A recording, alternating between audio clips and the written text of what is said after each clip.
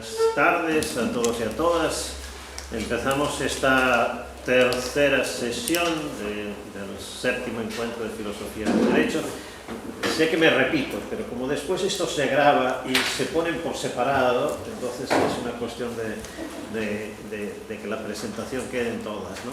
Bueno, pues eso, la tercera sesión del séptimo encuentro de Filosofía del Derecho, UDG-UPF, y en este caso, pues, como en los demás, componente UPF y contraponente UDG.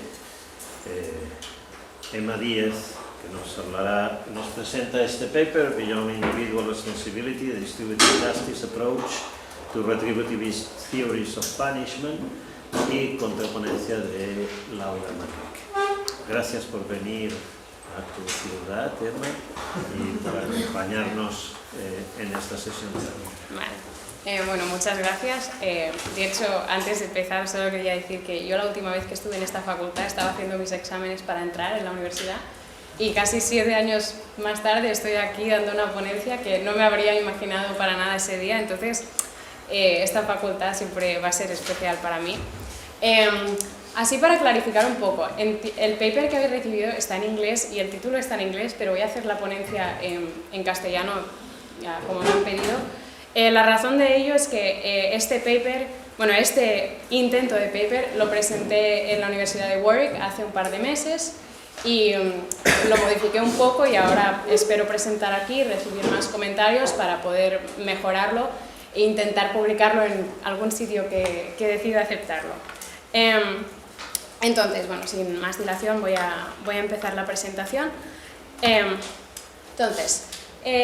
tema de esta ponencia principalmente se centra en la idea de la justificación de la pena y cómo podemos tener en cuenta el comportamiento del Estado a la hora de justificar o no justificar la pena, y si esta pena está justificada, cómo determinamos la pena.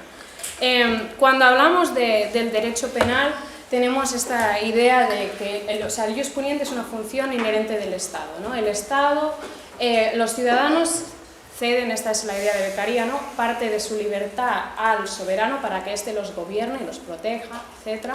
Y de aquí sale el ius puniendi, ¿no? El ius puniendi es ese derecho a castigar por parte del Estado en caso de desobediencia por parte de algunos ciudadanos y así ser como un remedio para la vulneración de una norma. En un Estado social y democrático de derecho, nosotros entendemos que, podemos entender que las leyes, en cierto modo, son una expresión de un consenso social que se ha expresado mediante elecciones. Nosotros votamos a nuestros representantes, estos representantes proponen leyes y se votan en el Parlamento y se aprueban. Entonces, en este sentido, yo propongo ver el ius puniendi como la combinación de la voluntad de la sociedad expresada en las elecciones y esta idea de la suma de las porciones de libertad que nosotros tenemos al Estado, y el Estado tiene este ius puniendi, este derecho a castigar en caso de que nosotros incumplamos estas leyes que son representativas del consenso social. Tradicionalmente hemos entendido la justificación de la pena en teoría del derecho en base a 4 teorías principales. Es verdad que hay otras teorías quizás no tan conocidas, pero para intentar delimitar un poco la presentación, las principales son la retribución, prevención general, sea positiva o negativa, la resocialización y la inocuización. En este paper y en esta ponencia solo me voy a centrar en las teorías retributivas de la pena. Las teorías retributivas de la pena giran en torno a esta idea del merecimiento, que el merecimiento, una persona comete un delito y por lo tanto merece ser castigado por ello.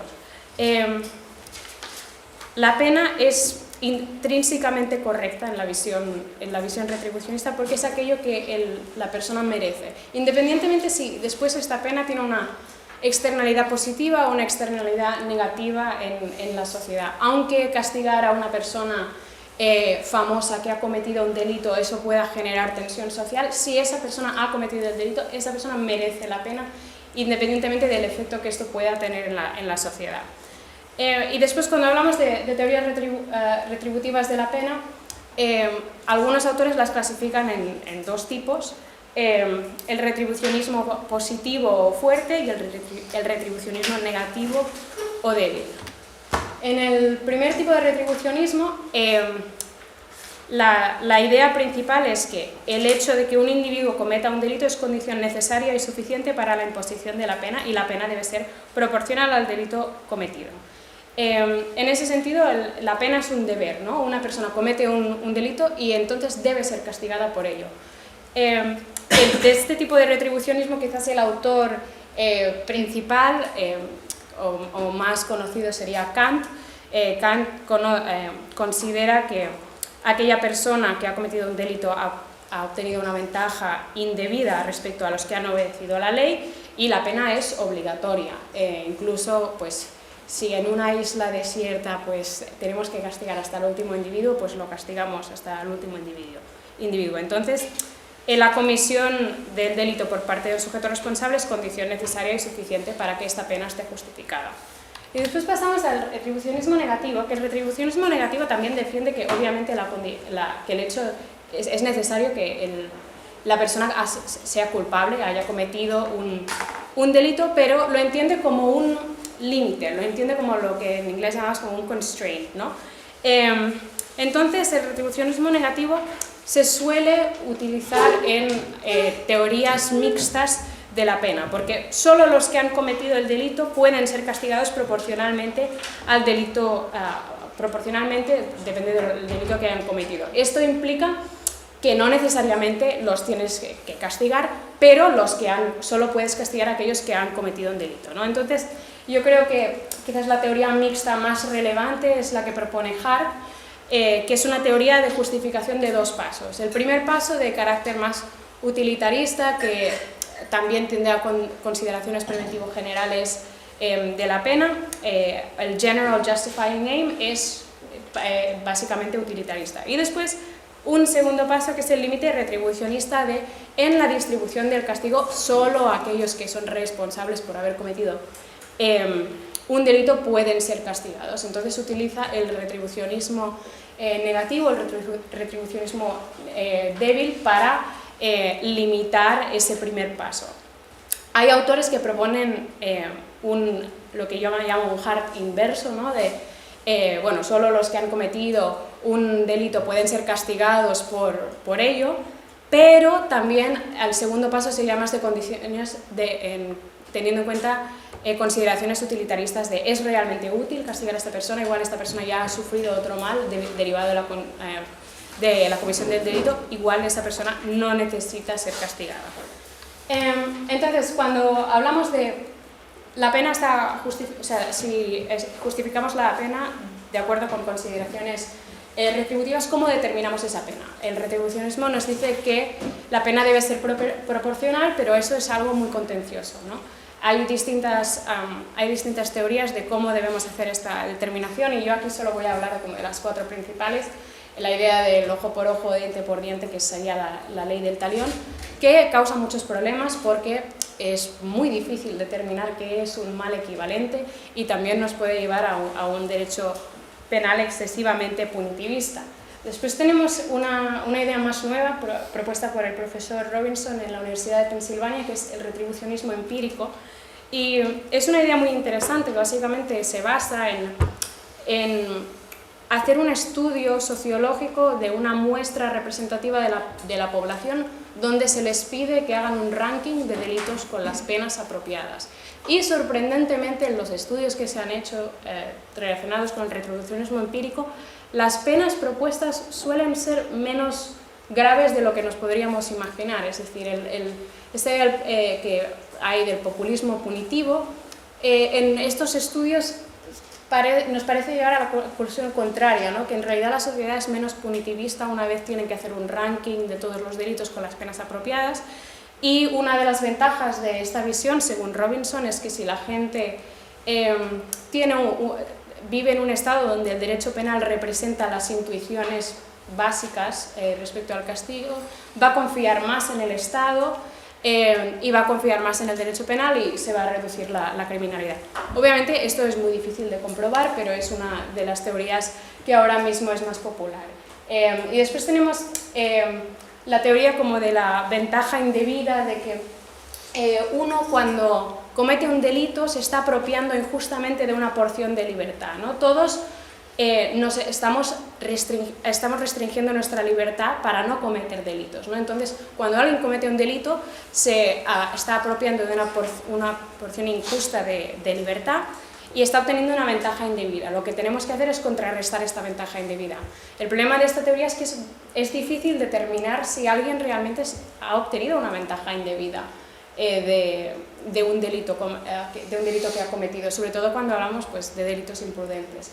Y finalmente, hay autores que separan lo que es la censura de la pena y cuando hablan de cuál es la pena proporcionada es pues, la pena necesaria para, como en inglés dicen, como convey the censure a la persona que ha cometido el delito, pues como para enseñarle la lección de que lo que ha hecho está mal y para comunicarle a un agente racional de que su conducta es inapropiada. Entonces, ahora vamos a pasar a lo que yo propongo. Yo creo que las teorías...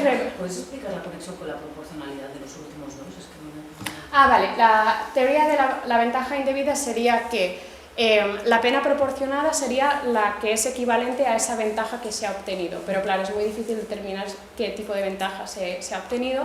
Y en la última... Esa es como la pena necesaria para transmitir el mensaje de lo mal que está esa conducta. ¿Pero en quién estás pensando, yo creo que Lorena? ¿En von Hirsch, en esta última? ¿En von Hirsch o en Duff o en los sí, dos? principalmente para que nos hagamos una idea. He citado a Duff y a von Hirsch en esta parte. Bueno, sí. Es así. Bueno, sí, de hecho he citado a un... Sí, de sí. algún modo los dos. Es un paper de von Hirsch que habla de Duff. Sí. No, al revés. Bueno, ahora después lo compruebo. Pero bueno, vamos a pasar a mi propuesta de... Yo creo que las teorías retributivas, en general, las que he expuesto, que no son obviamente todas, no son todos los autores retribucionistas, se suelen centrar solo en el individuo que comete el delito. Pero yo propongo que como mínimo hay tres implicados en la comisión de un delito. Hay el autor, la víctima y el Estado. Entonces, creo que en un Estado social y democrático de derecho hay deberes que hay deberes que conectan a estas tres entidades, ¿no? El Estado tiene ciertos deberes hacia sus ciudadanos, por lo tanto, hacia el autor y hacia la víctima. Después, el autor tiene ciertos deberes hacia el Estado, deberes que tiene por el hecho de ser ciudadano. Y después tenemos los deberes que tiene el autor hacia las víctimas, que son deberes pues, de no causar un daño a otros, etc. Entonces, bueno, vamos a definir exactamente cuáles son estos deberes que están en este esquema. Empezamos por deberes del Estado. Yo aquí propongo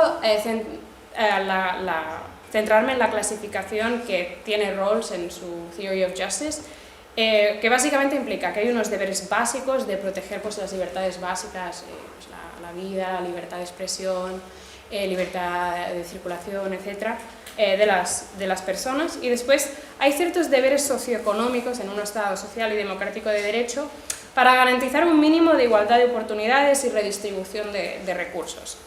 Entonces, en España, pero en general en el mundo, cuando hablamos de muchos países occidentales, hay muchas desigualdades y hay muchas circunstancias en que el Estado incumple estos deberes. Para situarnos un poco, en España, por ejemplo, el Instituto Nacional de Estadística nos dice que 1 de cada 3 niños crece en riesgo de exclusión social. Riesgo de exclusión social se entiende como crece en una familia donde la renta es menos del 60% del sueldo mediano, que no es el sueldo medio, que en España el sueldo mediano es más bajo que el sueldo medio. Entonces, para colocarnos más o menos, esto implica una desigualdad de oportunidades para estas personas que muchas veces pues, no pueden acceder a ciertos servicios. Pero cuando lo miramos a más gran escala, otros países occidentales como Estados Unidos, España, Portugal, Luxemburgo, etc., esta estadística del 1 de cada 3 se mantiene, pero respecto al salario mediano de sus países. Entonces voy a hablar de un caso que me parece muy interesante, es el caso de U.S. v. Montgomery. Esta mujer, Lisa Montgomery, fue la primera mujer ejecutada, condenada a pena de muerte y ejecutada en 2021, y fue condenada por un delito de homicidio y un delito de aborto. Lisa Montgomery creció en una familia bastante abusiva, fue víctima de abusos sexuales toda su infancia por parte de sus familiares y también por parte de agentes de policía, situación de la que los servicios sociales eran perfectamente conscientes. De hecho, ella, la custodia de sus padres mantuvieron su custodia, pero no la de su hermana, que la retiraron ya que era más joven y tenía más posibilidades de salir de esa situación. A causa de ello, Lisa nació con el síndrome de alcohol fetal, trastorno bipolar y trastorno epiléptico. Fue víctima de un matrimonio forzoso y también de una esterilización forzosa por culpa de su marido. Entonces ella, en un momento de un brote psicótico, está convencida de que está embarazada, ve a una mujer embarazada, está convencida de que ella le ha robado su bebé, la mata y también le causa la muerte al feto y es condenada a muerte, ¿no? Entonces, este caso me parece muy interesante porque obviamente es un delito terrorífico, pero es una mujer que fue víctima de un incumplimiento total de los deberes de protección básicos y socioeconómicos del Estado, ¿no? El Estado no solo incumplió en no retirar la custodia a sus padres, pero también hubo agentes de policía que participaron en el abuso. Entonces, es un caso que después voy a mencionar cuando hable de la solución que propongo, pero para tener en mente. Después hablamos de lo que son los deberes cívicos. Los deberes cívicos presuponen la existencia de una comunidad política. Son los deberes que tenemos los ciudadanos que nos obligan a pagar impuestos, a obtener licencias, a participar en jurados, a colaborar en procesos judiciales, etc. Pero para que nosotros podamos cumplir con estos deberes, el Estado nos debe proporcionar ciertos recursos necesarios para crear las condiciones básicas para cumplir con la ley. En este sentido, propongo un caso hipotético del típico, que se puede dar, y por desgracia pasa a menudo, de madre soltera con un subsidio por parte del gobierno, un subsidio que es insuficiente para poder proveer adecuadamente para su hijo. Consigue un trabajo, pero ese trabajo también, el sueldo es insuficiente para mantener a su familia. Por lo tanto, decide no comunicar que ha conseguido un trabajo para no perder el subsidio y así tener las dos cosas, cometiendo una infracción. En ese caso, el Estado ha incumplido ciertos deberes, pero esta mujer está incumpliendo el deber de proporcionar información verídica a la administración pública. Y finalmente hay los deberes personales. Los deberes personales son aquellos que tenemos como agentes morales. Me centro sobre todo en la idea de... voy mirando el tiempo a asegurarme que no... me centro sobre todo en la idea del harm to others, pero harm to others entendido como la vulneración de los derechos de los demás para así evitar el problema de Feinberg, de los harmless wrongs, de que podemos vulnerar el derecho de una persona sin causarle un daño físico o causarle un daño a su propiedad, etc. Y para eso propongo para ilustrar esto, propongo el caso de Leinenfanger, que es un caso de Alemania, de finales del siglo XIX, un conductor de carruajes, un conductor de carruajes, que tenía un carruaje con 2 caballos, y uno de ellos, que se llamaba Leinenfanger, se llamaba así porque tenía la tendencia a pasar las patas traseras por encima de las riendas, provocando que se desestabilizara el carruaje y volcara. Él era consciente de esto, pero sabía que era su única manera de sustento. Si no podía trabajar de eso, no podía pagar por la comida y no podía pagar por la comida de sus hijos, entonces él, sabiendo que su carruaje tenía este problema, seguía conduciendo para poder proveer por su familia. Un día el caballo hace lo mismo, de pasar las patas traseras por encima de las riendas, el carruaje vuelca y acaba hiriendo a una persona que pasaba por la calle. En este caso se estaría infringiendo este deber de no causar daños a los otros por haber infringido este deber de controlar una fuente de peligro que racionalmente sabes que va a causar un daño a otra persona. Entonces, lo que propongo, teniendo en cuenta estos 3 tipos de deberes que he planteado, es una justificación de la pena en 3 pasos. Primer paso es ver qué tipo de incumplimiento ha cometido el autor. ¿Ha incumplido su delito? ¿Es un incumplimiento de deberes personales o es incumplimiento de deberes cívicos? Segundo paso, ver si el Estado ha incumplido de manera cualificada alguno de sus deberes y qué tipo de deberes, los deberes básicos de protección o los deberes socioeconómicos. Y tercer paso, ver si en el caso de que el Estado haya incumplido con sus deberes de manera cualificada, ver si este incumplimiento se manifiesta en la comisión del delito. Entonces, no sé si se ve muy bien la tabla, pero esto nos da como estos 8 casos que intentaré no detenerme demasiado en cada uno. Pero básicamente en la primera columna tenemos incumplimiento del autor, ¿no? Incumplimiento de algún deber del autor. Pasamos a que esta persona ha cometido un delito que es un incumplimiento de sus deberes cívicos y el Estado ha incumplido uno de sus deberes básicos de protección de derechos fundamentales. Entonces, cuando pongo causa próxima, no causa próxima, la verdad es que no sé si es el término más adecuado porque sé que nos lleva al derecho de daños y yo lo propongo más con la idea de que el incumplimiento del Estado se ha manifestado de manera cualificada en la comisión del delito, de tal modo que es posible ver una complicidad del Estado en esa comisión del delito, ¿no? Entonces, en caso de que el incumplimiento del Estado sea causa próxima del delito cometido y en el caso de que no sea causa próxima, como yo considero que los deberes cívicos y los deberes del Estado son recíprocos, sobre todo en el caso del incumplimiento estatal de deberes básicos, no estaría justificada la pena. Eso no quiere decir que no esté justificada ningún otro tipo de intervención o ningún otro tipo de respuesta por parte del Estado, pero no estaría justificada la imposición de una pena. En cambio, cuando hablamos de derecho del incumplimiento estatal de deberes socioeconómicos, sí que en el caso en que sea una causa próxima no estaría justificado, pero en el caso en que no lo sea, se podría reprochar la conducta del individuo, pero sin una pena, PPL es pena privativa de libertad.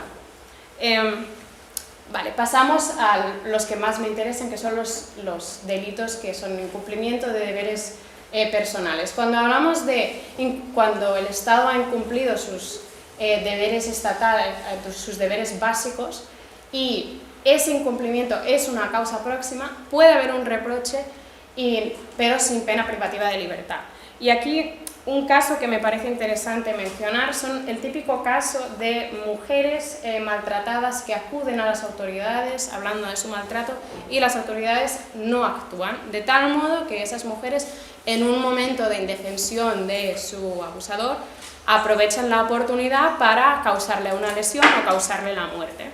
En estos casos, en derecho penal, en la mayoría de ordenamientos jurídicos no es aplicable la legítima defensa, porque la legítima defensa requiere una agresión actual y en esos casos la persona que es herida está en una situación de indefensión, por lo tanto no hay ningún tipo de agresión actual. Y yo propongo que en estos casos se puede reprochar la conducta, pero no se puede imponer una pena privativa de libertad, porque si las autoridades hubieran intervenido no se habría cometido el delito, y no se le puede exigir a esa persona que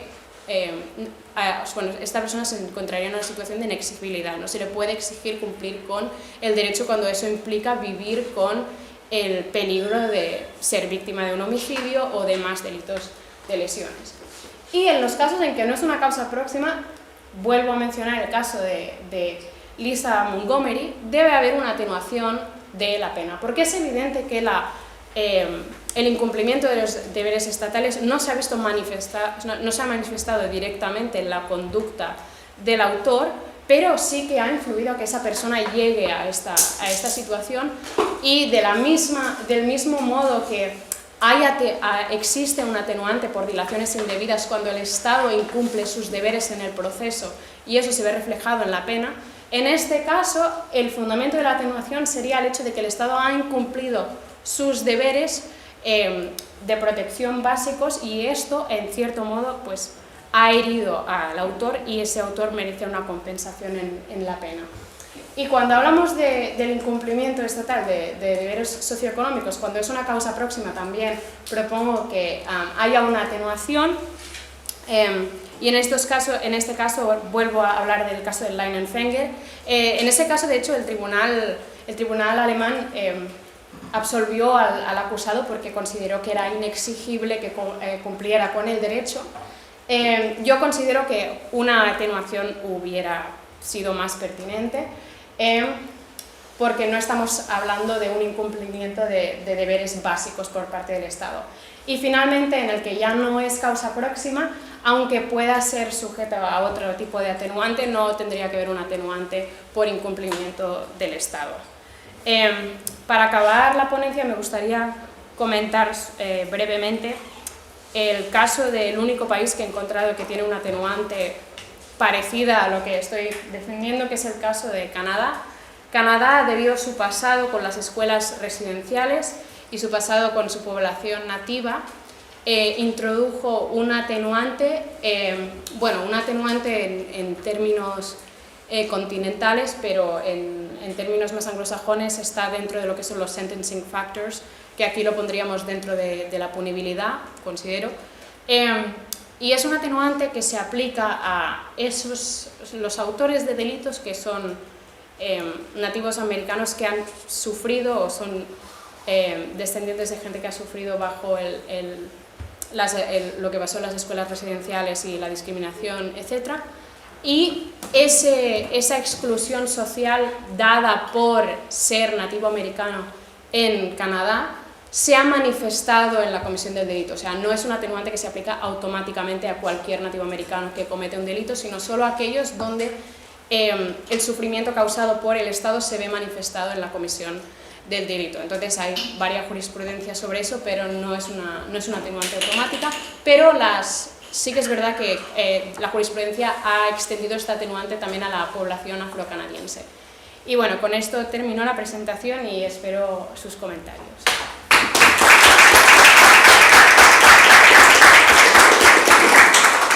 Muchísimas gracias, Emma. Laura. Bueno, gracias, Emma. La verdad que me la pasé muy bien leyendo tu trabajo, está muy bien escrito, las tesis que defiendes están claramente expuestas y esto ayuda mucho a quien comenta un trabajo, y por esto tampoco no hace falta invertir tiempo, que a veces en ocasiones es necesario, en reconstruir tu idea, porque ha quedado muy clara y en la exposición también. Por otro lado, creo que es un tema no solamente es teóricamente importante, sino que también es relevante a nivel práctico, y obviamente, digamos, estoy de acuerdo en tu pretensión subyacente, que es encontrar un modo adecuado de castigar a las personas.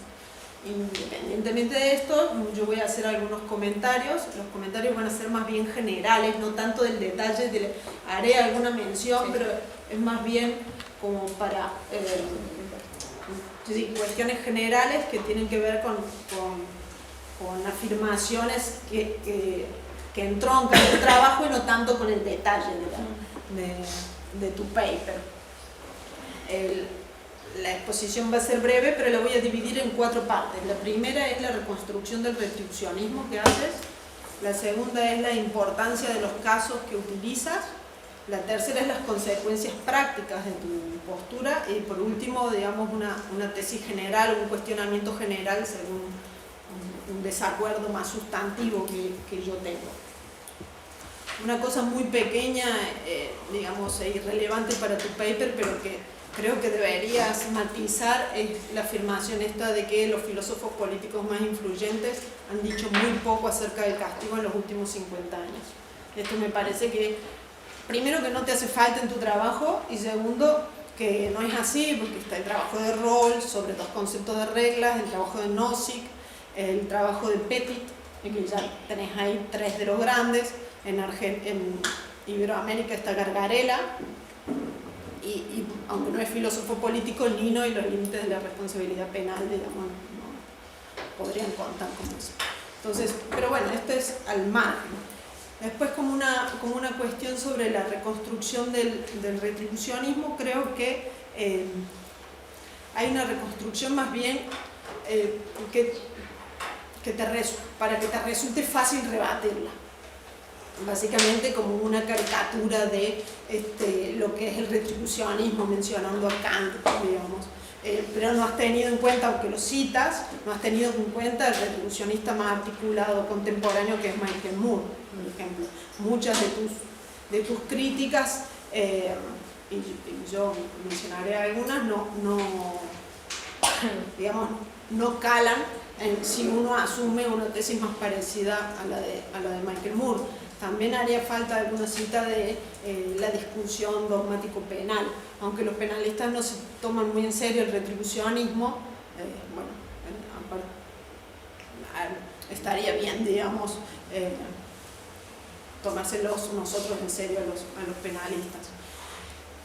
Ya particularmente con respecto a la reconstrucción de las teorías retribucionistas, dices, con una traducción más bien bestial, dices: la teoría del castigo retribucionista enfatiza que quienes cometen delitos merecen ser castigados por sus ilícitos, wrongdoings. Y esto es cierto, pero es inexacto, en el sentido de que las teorías del castigo retribucionista, cuando hablan de que hay que castigar a alguien por lo que se merece, por la acción que ha realizado, exigen no solamente el wrongdoing, sino que la culpabilidad. Entonces, necesitas que haya cometido un ilícito, esto quiere decir un hecho típico y que no haya causa de justificación, y además que se le puede imputar la conducta. No solamente que el sujeto sea imputable, sino que también que se le pueda exigir la conducta la conducta contraria, digamos, a la que realizó. Y con este requisito ya podríamos responder a muchas o podríamos resolver muchos de los casos que tú mencionas como de la misma manera que lo quieres resolver tú. Es decir, para un retribucionista cualquiera te diría, bueno, es que lo que se exige no es solamente el wrongdoing, sino también la culpabilidad. Luego, una cuestión también, esto es pequeña pero que necesita, digamos, clarificación, es cuando hablas del retribucionismo positivo y negativo, al principio, cuando haces la caracterización general, utilizas la proporcionalidad como si esto fuese un identificador de distintos tipos de retribucionismo, y después, cuando ya lo desarrollas, el retribucionismo positivo y negativo, parece que lo caracterizas del modo tradicional, que es, bueno, cuando se utiliza el retribucionismo negativo como un costo, el retribucionismo como constraint es el negativo, y si no se busca ningún otro objetivo además de la aplicación de la pena merecida, es retribucionismo positivo. Entonces pareciera que en la primera parte el factor de proporcionalidad es relevante para distinguirlo, y esto no es así. Digamos, cualquiera de los dos retribucionismos exige proporcionalidad.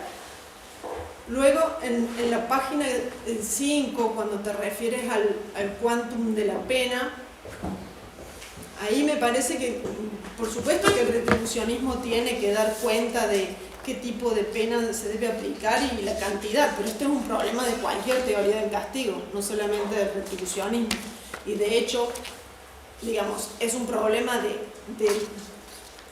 otros tipos de justificación del castigo, que parece que citas, por ejemplo, a Duff, que no es un retribucionista, es más bien un expresivista. Sí. Después construyes la tesis de Paul Robinson, también pareciera que fuera más bien expresivista y no retribucionista, aunque lo es, digamos. Luego, digamos, una parte puntual y esta es la tesis fuerte, dices, bueno, todo retribucionista positivo trata de responder a la responsabilidad individual como una condición necesaria y suficiente para la imposición del castigo, y ellos fracasan en dar cuenta de las consecuencias de las fallas del Estado, que las fallas del Estado provocan en el comportamiento del individuo. Esto es parte de tu tesis sustantiva, y esto me parece que no es así. Yo podría conceder la primera, pero de esto no se sigue que el Estado fracase en dar cuenta de las consecuencias que ellos fracasen en dar cuenta de las consecuencias que las fallas del Estado provocan en el comportamiento del individuo, justamente por lo que habíamos dicho al principio, que se incluye el elemento de la culpabilidad. Entonces, esta afirmación es verdadera solamente si reconstruimos el retribucionismo como tú lo has reconstruido, pero no como lo reconstruye en general cualquier otro retribucionista, que es incluyendo el elemento de la culpabilidad.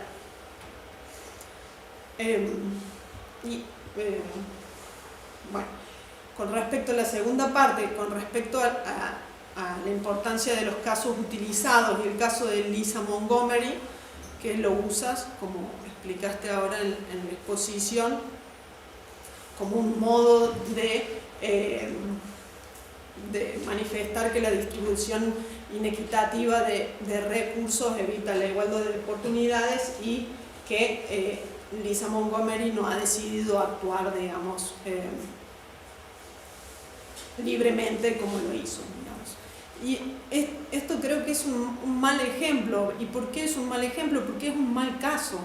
Creo que cualquier penalista, y tal como lo tienes reconstruido tú en el texto, que dices que Lisa Montgomery era bipolar, que actuó bajo un brote maníaco y demás, lo hubieran declarado que esta persona era inimputable. No solamente le hubieran disminuido el reproche, sino que no se lo hubieran aplicado. Entonces, en este caso, tu retribucionismo distributivo parece ser que atribuiría una responsabilidad, digamos, de modo más grave de lo que harían cualquier otra penalista, digamos, o persona que se dedique al derecho penal.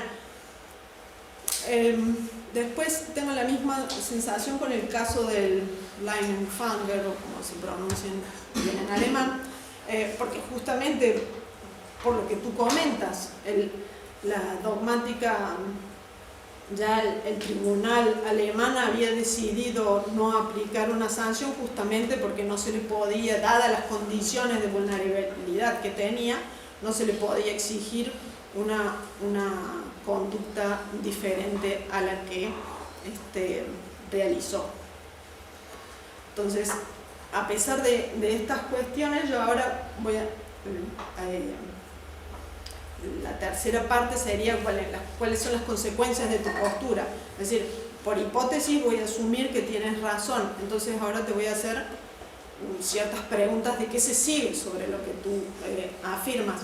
La primera pregunta es, está bien, hay que disminuir el reproche en ciertas condiciones cuando hay ciertos incumplimientos del Estado ante personas vulnerables. Pero si el Estado ha cumplido todo y estamos ante privilegiados, ¿deberíamos agravar el reproche? Otra dificultad sería, bueno, al momento de atribuir responsabilidad, ahora ya no solo tenemos que determinar que una persona realizó determinada conducta, que esa conducta causó un determinado resultado, que ese resultado le es imputable, sino que ahora tenemos que averiguar también si fue o no fue causa próxima en la historia de vida del sujeto a alguno de los incumplimientos del Estado. Y esto me parece que podría acarrear ciertas consecuencias contraintuitivas, incluso para lo que tú quieres señalar, que la cuestión es que cuando nosotros evaluamos la conducta y atribuimos responsabilidad, tenemos en cuenta como si fuese una fotografía del comportamiento. Vamos a analizar solamente esto.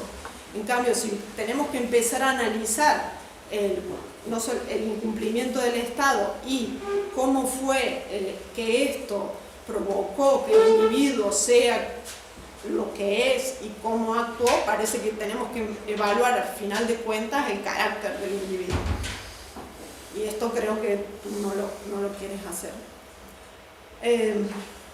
Después, otra cuestión es que creo que te haría falta, si es que es cierto, haría falta un estudio empírico de cuál es la vinculación que hay entre clases vulnerables y los tipos de delitos que estadísticamente pueden cometer. Bueno, Carolina ha trabajado un poco sobre eso, vinculado a la cuestión de seguridad jurídica y pobreza. Pero el problema de esto es que incluso si hay estudios empíricos serios sobre esta vinculación, tenés que tratar de fundamentar que está justificado utilizar un estereotipo con base estadística para atribuir responsabilidad en estos casos, donde decimos que los pobres cometen ciertos tipos de delitos. Y por último, la cuestión más general, creo que es la siguiente, digamos, y tal vez todo mi comentario, el trasfondo de mi comentario es esto. Creo que la atribución de responsabilidad así automática, disminuir la responsabilidad de manera automática en casos de ciertos incumplimientos a cierta clase de personas, hace que tratemos a las personas como algo menor a agentes racionales capaces de dar y recibir, escuchar razones, es decir, capaces de responder por sí mismos. Esto es lo que Gardner diría, no estamos teniendo en cuenta la responsabilidad básica de estos agentes. Y esto creo que es una consecuencia opuesta a lo que tú quieres señalar. Ponemos a los privilegiados en posición de superioridad con respecto a personas no solamente que son vulnerables, sino que el Estado le ha incumplido y encima no los voy a escuchar. No los dejo, los disminuyo, los trato como menores o como al menos como personas que no están al mismo nivel de los privilegiados. Personas de las cuales yo le puedo tener lástima, pero que no las escucho. Y esto, digamos, una muestra de que esto puede tener un punto de verdad, también está en un caso que cita Gardner, que es en los años 90, y tiene que ver también con, hubo una serie que mujeres mataron a sus maltratadores. Y hubo todo un movimiento feminista y que consiguió, digamos, su objetivo, en el que las mujeres, a pesar de que le era más fácil jurídicamente apelar a la de responsabilidad disminuida, las mujeres dijeron no, porque si yo digo que tengo responsabilidad disminuida es porque no tenía razones para matar a mi agresor. Y puede que no haya tenido razones en general para matar a mi agresor, pero a lo mejor sí tenía razones para creer que estaba en peligro y que podía, y en esto se le podría aplicar la cuestión de la inminencia con error o cosas por el estilo. Es decir, digamos, y en conclusión, creo que si tratamos si tratamos de manera diferente a personas vulnerables solo por el hecho de serlo, sin importar cuáles son las razones que tienen ellos para ofrecer, no es más que otro modo de elitismo penal. Vamos.